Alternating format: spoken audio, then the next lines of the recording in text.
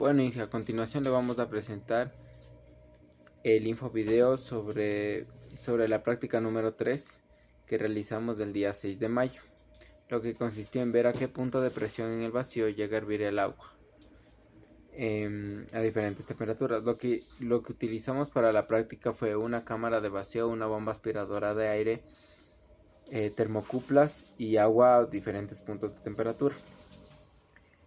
El punto de este video consistió en demostrar a qué presión del vacío llega a hervir el agua, ya que a menos presión, más temperatura ejerce el sistema. Ya, como objetivo de la práctica tenemos en el que vendría a ser observar y documentar las condiciones de presión y temperatura aproximadas en las que ocurre el cambio de fase del líquido a gas del agua dentro de la cámara de vacío. El cómo.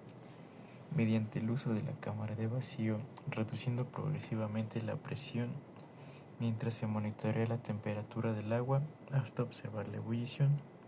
Se registrarán los valores de presión y temperatura en el momento del cambio de fase. Y el para qué. Demostrar experimentalmente cómo la disminución de la presión atmosférica afecta significativamente la temperatura a la cual comienza a hervir. Gracias. Como práctica del día de hoy tenemos observar el cambio de fase dentro de una cámara de vacío del líquido gaseoso del agua. Bueno, como primero colocamos el agua medida con la termocupla a 92 grados centígrados, cerramos rápidamente.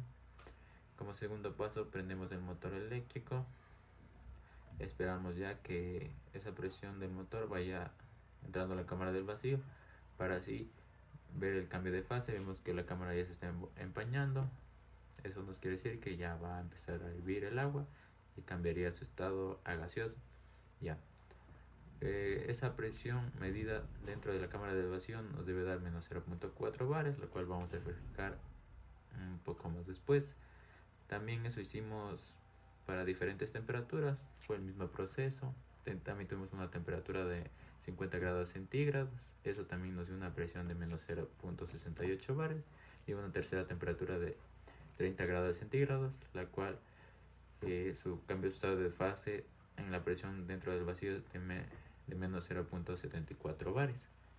Bueno, aquí como podemos observar, ya se nos cumplió lo que dijimos anteriormente, que su presión en el vacío debe ser menos 0.4 bares. Como podemos observar ahí, ya la observamos. Conclusiones. Se pudo observar con buena apreciación cómo al disminuir la presión en la cámara de vacío, el agua hervía a una menor temperatura.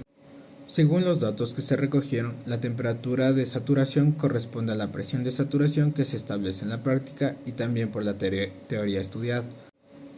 Es muy apreciable durante la práctica cómo la presión manométrica y la presión absoluta respecto a la presión de vacío cambian de estado a cierta temperatura del agua.